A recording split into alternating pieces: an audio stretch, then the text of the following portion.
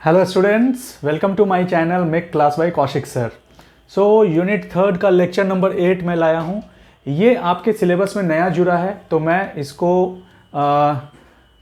नए तरीके से भी बताऊंगा और आप लोगों के लिए ये बिल्कुल नया होगा कॉन्सेप्ट, पर बहुत ही रोचक होने वाला है। बिकॉज़ ये एक ऐसा चीज़ है जो आपके घरों में पाया जाता है, यूजुअली आप उसको यूज़ करते हैं और वहाँ पे आपको कभी समझ नहीं आता है कि वहाँ भी फ्रिक्शन होता है, या हो सकता है बहुत लोगों को समझ में ही आएगा, समझ में आ गया होगा कि फ्रिक्शन वहाँ भी होता है।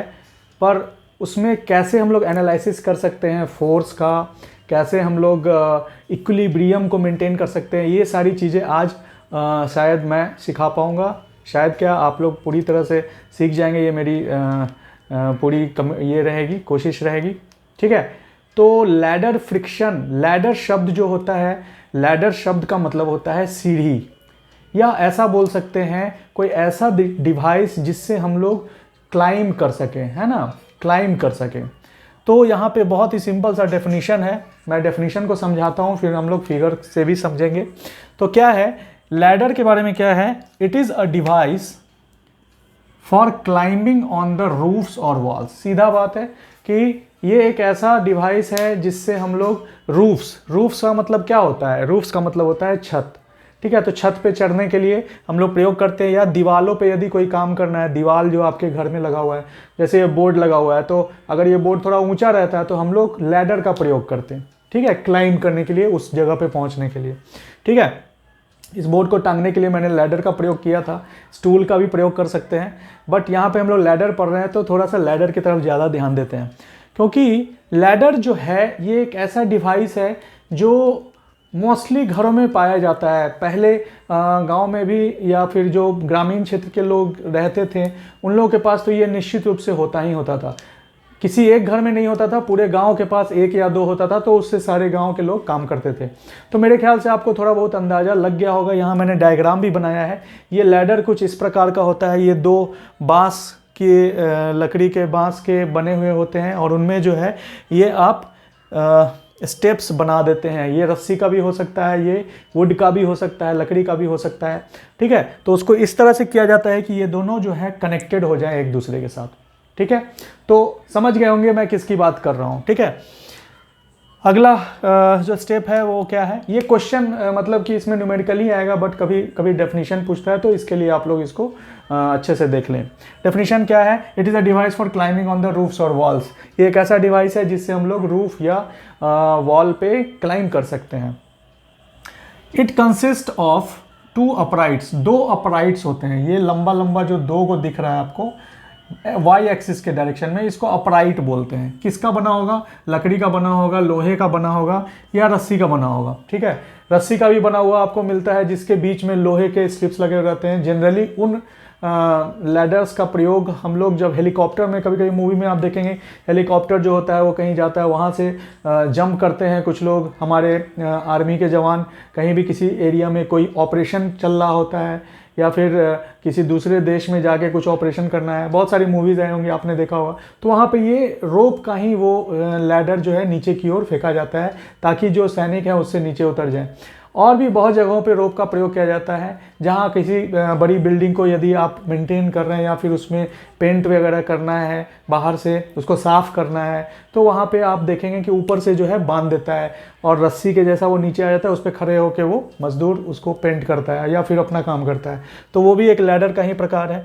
उसके बाद क्या है, connected by a number of cross pieces called rungs. अब ये जो कनेक्शन है, इन दोनों को कनेक्ट करने के लिए जो हम लोग क्रॉस पीस का यूज़ कर रहे हैं, छोटे छोटे पीस होते हैं सेम लेंथ के, क्योंकि ये लेंथ जो होना चाहिए ये सेम होना चाहिए हर जगह।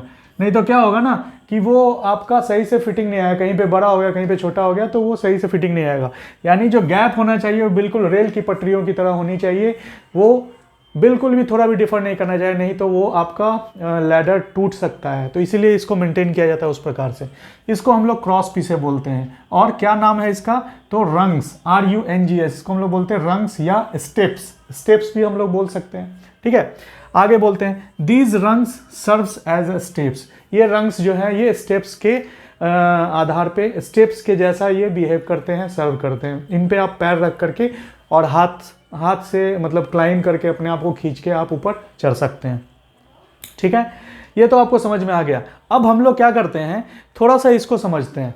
ये जो लैडर है, यदि आपको रखना होगा कहीं पे भी तो आप किस प्रकार से रखेंगे?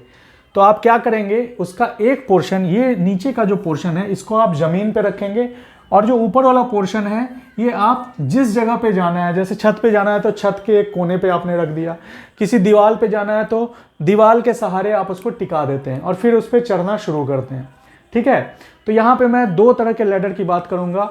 एक लैडर जो खुद के वजन के वजह से इक्विलिब्रियम को मेंटेन करेगा, एक लैडर जिस पे आप चढ़ जाएंगे और उस वक्त इक्विलिब्रियम को वो मेंटेन करेगा।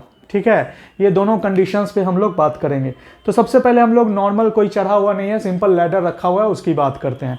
तो यदि इस लैडर को हम लोग क्या करेंगे, तो जो लैडर जो है इसको यदि हम लोग सामने से देखेंगे तो ऐसा दिखेगा, लेकिन जब हम लोग इसको किसी जगह पे प्लेस कर देंगे तो ये कुछ इस तरह की बनावट आपको देखने को मिलेगी। यदि मैं ऐसा बोलता हूँ कि ये आपकी ज़मीन है, ये आपकी ज़मीन है, धरती है नीचे, यहाँ पे आपको लैडर को रखना है, तो आपने क्या किया, ये वाला पॉइंट जो है इसको यहाँ रख दिया, और जिस दीवार पे आपको चढ़ना है वो ये आपका दीवार हो गया, इसको हम लोग वॉल बोलते हैं और इसको हम लोग फ्लोर बोलते हैं। ठीक है, तो यहाँ पे चढ़ना है तो इसके इस पॉइंट को हम लोगों ने यहाँ रख दिया। अब आपको क्या दिखेगा, ये साइड से दिखेगा, तो साइड से दिखेगा तो क्या दिखेगा, एक लाइन ही दिखेगा, है ना। इसको हम लोग साइड व्यू बोलते हैं, इसको हम लोग फ्रंट व्यू बोलते हैं। टॉप व्यू बोलेंगे तो क्या दिखेगा, टॉप व्यू में आप भी एज्यूम कर सकते हैं, वहां भी आपको ये बिल्कुल छोटा सा दिखेगा, और इस तरह रखा हुआ है तो टॉप व्यू में थोड़ा सा छोटा हो जाएगा। ठीक है, फिर यहाँ जमीन दिखेगी और यहाँ पे दीवार दिखेगा। तो ये अपना व्यू देखने का आपका तरीका है, टॉप व्यू देखें, साइड व्यू देखें, फ्रंट व्यू देखें, पर बेसिकली हम लोग यहाँ साइड व्यू की ही बात करेंगे। ये जो है हमारा कौन सा है, वो साइड व्यू है। तो साइड व्यू में क्या है, हम लोगों को पूरा एग्जैक्ट एंगल दिखेगा, उसका वेट दिखेगा, इसीलिए हम लोग इस वाले पोजीशन को कंसीडर करते हैं। ठीक है, सो चलिए अब इसको समझते हैं कि इसमें फ्रिक्शन कैसे लग रहा है भाई। तो मैं इसको मिटा देता हूँ क्योंकि बेसिकली हम लोगों को इसी के बारे में बात करनी है। ठीक है, चलिए तो अब ऐसा कंसीडर करते हैं, यहाँ ये पोजीशन तो आप समझ गए किस प्रकार से रखी हुई है। अब ऐसा हम लोग करते हैं कि यहाँ पे जो नीचे वाला पॉइंट था इसको हमने बी पॉइंट बोल दिया, ये यहाँ पे जो टच हो रहा है ये बी पॉइंट पे टच हो रहा है, और ये पॉइंट जो है वो ए पॉइंट है। ठीक है, ये लैडर आप समझ गए। अब इस लैडर का अपना जो वजन होगा ये बिल्कुल इसके सेंटर पे होगा। मान लीजिए इस लैडर, ये सीढ़ी की लेंथ जो है वो एल दी हुई है, कितनी दी हुई है, एल दी हुई है। तो वजन कहाँ पे एक्ट करेगा, बिल्कुल सेंटर, यानी L/2 पे एक्ट करेगा, यहां से भी L/2 और यहां से भी L/2। ठीक है, तो ये जो वजन एक्ट करेगा ये किस तरफ करेगा, मैंने बताया था, आप पृथ्वी पे कहीं पे भी खड़े हो, किसी भी मूवमेंट में खड़े हो, है ना, उछले कूदे लेट जाए, आपका वजन बिल्कुल पृथ्वी पे 90 डिग्री का कोण बनाएगा। तो धरती पे 90 डिग्री का कोण बनाएगा, और धरती यहाँ पे कौन सी है, फ्लोर है, तो फ्लोर के ऊपर जो है वो 90 डिग्री का कोण बनाएगा। यानी इस लैडर का जो वजन है उसको हम लोग WL बोल देते हैं, यानी वेट ऑफ द लैडर। ठीक है, या W ही लेके चलो क्योंकि और तो कुछ है नहीं इसमें, तो W लेके चलो। अब ये जो W है ये जैसे ही इसको हम एक्सटेंड करेंगे तो यहाँ दिखेगा कि ये 90 डिग्री का कोण बना रहा है। ठीक है, तो ये एक चीज हो गया। अब दो पॉइंट ऑफ कॉन्टैक्ट्स हैं, तो दो पॉइंट ऑफ कॉन्टैक्ट्स है तो दो रिएक्शन फोर्स होगा। सबसे पहला रिएक्शन फोर्स जो फ्लोर पे होगा वो हो जाएगा RB, जो कि बिल्कुल इस फ्लोर के 90 डिग्री का कोण बनाएगा। ये सब चीज़ें मैंने बताई हुई हैं, जब भी रिएक्शन आप लगाते हैं तो फ्लोर से या जो भी सरफेस के ऊपर लग रहा है वहाँ से 90 डिग्री बनाएगा। तो ये हो गया आपका RB, reaction at B। A पे लगेगा तो यहाँ पे जो 90 डिग्री का कोण बनेगा वो कुछ इस प्रकार होगा, तो हम लोग यहाँ पे बोल देते हैं RA। ठीक है, ठीक है, रिएक्शन फोर्स तो लगेगा ही, तभी वो जो है इक्विलिब्रियम में रहेगा। अब यहाँ पे फ्रिक्शन की बात हो रही है, तो फ्रिक्शन कब होगा, जब रफ सरफेस होगा।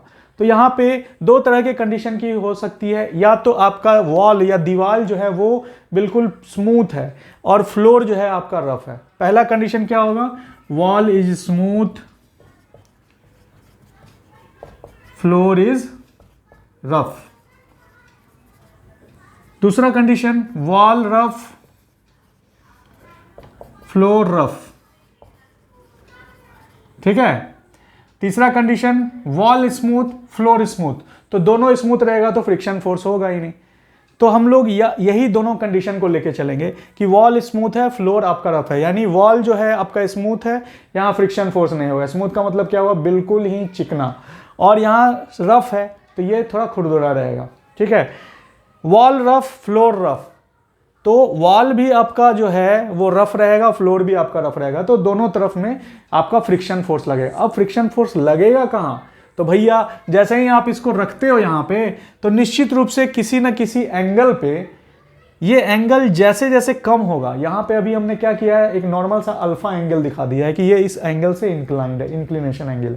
लेकिन ये एंगल यदि हम कम करेंगे तो क्या होगा, ये लैडर यहाँ से फिसलेगा और ये पोर्शन इधर जाएगा। तो हम लोग एक एक करके बात करते हैं। अगर ये यहाँ से नीचे फिसलेगा तो इस पॉइंट की मूवमेंट किस तरफ हो रही है, नीचे की तरफ हो रही है। तो जब नीचे की तरफ होगी तो फ्रिक्शन फोर्स किधर लगेगा, ऊपर की तरफ लगेगा, क्योंकि friction force always act in the opposite direction of the motion of the body.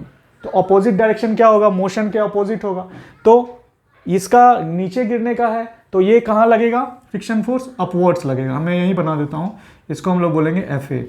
यहाँ भी होगा mu A R A. Mu A क्या मतलब क्या हुआ, कोफिशिएंट ऑफ फ्रिक्शन बिटवीन ये वॉल और ये ladder. Coefficient of friction between wall and ladder, हो सकता है वॉल का और फ्लोर का दोनों का कोफिशिएंट ऑफ फ्रिक्शन सेम हो, या हो सकता है दोनों का कोफिशिएंट ऑफ फ्रिक्शन अलग अलग हो, क्योंकि इसका खुरदरापन और इसका खुरदरापन दोनों अलग हो सकता है। जरूरी नहीं कि जितना स्मूथ आपका फ्लोर है उतना ही स्मूथ आपका वॉल है, ऐसा कोई नहीं बनाता है आज के डेट में। ठीक है, हाँ बाथरूम में आपको जरूर दिख जाएगा, बाथरूम में आपको दिखने वहाँ पे दिख जाएगा ऐसा चीज़। ठीक है, तो मोस्टली कंडीशंस में क्या होता है कि आपका इधर का कोफिशिएंट ऑफ फ्रिक्शन, इधर का कोफिशिएंट ऑफ फ्रिक्शन सेम ही रहता है, क्वेश्चन जैसे दिया रहता है। पर यदि क्वेश्चन में अलग अलग देता है तो आपको अलग अलग लेना होगा। ठीक है, तो ये हो गई फ्लोर वॉल की बात और लैडर की बात। अब हम लोग फ्लोर पे आते हैं, यानी जमीन पे। जमीन पे भी कांटेक्ट पॉइंट है तो यहाँ आर बी है। अब ये जो पोर्शन है जब ये नीचे गिरेगा तो ये किधर जाएगा, इधर जाएगा क्या, नहीं, ये पोर्शन इस तरफ आएगा। तो ये पोर्शन इस तरफ आएगा तो फ्रिक्शन फोर्स किधर लगेगा, मतलब इस फ्लोर पे ये फिसलेगा तो ऑब्वियसली फ्रिक्शन फोर्स जनरेट होगा। तो फ्रिक्शन फोर्स किस तरफ लगेगा, बिल्कुल opposite to the direction of the motion of the body. और बॉडी का मोशन किधर हो रहा है, इस तरफ हो रहा है, तो हमारा फ्रिक्शन फोर्स हो जाएगा F B is equal to mu B R B. ठीक है, ये आपके इक्विलिब्रियम में आ जाएगा। तो यदि हम लोगों को इस पर्टिकुलर बॉडी का फ्री बॉडी डायग्राम बनाना है तो हम लोग किस प्रकार से बनाएंगे, ये मैं क्वेश्चन से भी समझाऊंगा, पर फिलहाल आप इसको ऐसे समझें कि फ्री बॉडी डायग्राम जब हम लोग इसका बनाएंगे तो बहुत ही सिंपल सा हो जाएगा। फ्री बॉडी डायग्राम सिर्फ एक्स और वाई एक्सिस ले लेना है। ठीक है, ये वाई हो गया, ये हो गया एक्स एक्सिस। बना दो भैया। वॉल का लेंथ वेट जो है वो नीचे की ओर आ रहा है, चलो नीचे की ओर बना दिया हमने। आर ए किधर आ रहा है, तो आर ए इधर आ रहा है, इसको आर ए यहाँ लिख दिया। ठीक है, आर बी किधर जा रहा है, तो ऊपर जा रहा है, आर बी इधर लिख दिया। अब क्या है भाई, तो एफ ए है, तो जहाँ आर बी है वहीं पे एफ ए लगेगा, यानी mu A R A. F A का मतलब क्या हुआ, mu A R A. F friction force हो गया, फ्रिक्शन फोर्स बराबर होता है म्यू आर। ठीक है, फिर आपका जो यहाँ फ्रिक्शन फोर्स है एफ बी, वो किस तरफ लग रहा है, इस तरफ लग रहा है, तो मैं यहाँ पे लिख दूंगा F B is equal to mu B R B. ये बन गया भैया आपका फ्री बॉडी डायग्राम। उसके बाद वही कॉन्सेप्ट जो मैंने बताया है, 3 इक्वेशंस। सबसे पहला condition of equilibrium summation of F X 0, दूसरा condition of equilibrium summation of F Y 0, और तीसरा condition of equilibrium summation of M 0। तो यहाँ पे मोमेंट का भी काम पड़ने वाला है। ये जो थर्ड कंडीशन है ये summation of moment of all the forces about any point is 0 होता है। यानी मोमेंट जब आप लेंगे तो उसमें मैंने बताया हुआ है फोर्स इनटू परपेंडिकुलर डिस्टेंस का कॉन्सेप्ट होता है। तो यहाँ पे कुछ कुछ एंगल निकालने के लिए या लेंथ वगैरह निकालने के लिए, या कोई भी ऐसा टर्म है जो आपको नहीं दिया हुआ है उसको निकालने के लिए, मिसिंग टर्म को निकालने के लिए आपको थर्ड कंडीशन ऑफ इक्विलिब्रियम का प्रयोग करना पड़ सकता है। ठीक है, तो आप ये देखेंगे कि इन तीनों का प्रयोग करके, और ये नॉर्मल जो फ्री बॉडी डायग्राम की बात मैं शुरू से कहता आ रहा हूं, इसका प्रयोग करके आप किसी भी प्रकार के प्रॉब्लम को सॉल्व कर सकते हैं। ठीक है, तो इसको हम लोग एक क्वेश्चन से समझेंगे अगले क्लास में। तब तक के लिए मैं इस लेक्चर को यहीं पे छोड़ता हूं। नेक्स्ट क्लास में हम लोग एक क्वेश्चन लेके आएंगे। तो वो अच्छे से समझ में आएगा। ठीक है, चलिए मिलते हैं अगले क्लास में, तब तक ध्यान रखिए। इसको बार बार पॉज कर करके सुन सकते हैं आप, है ना। कहीं पे यदि आपको नहीं समझ में आ रहा है तो वहाँ पॉज करके धीरे करके आप सुनिए, तो आपको समझ में आएगा। ठीक है, चलिए इंपॉर्टेंट कॉन्सेप्ट था। चलिए अगले लेक्चर में हम लोग क्वेश्चन के साथ आते हैं। Thank you.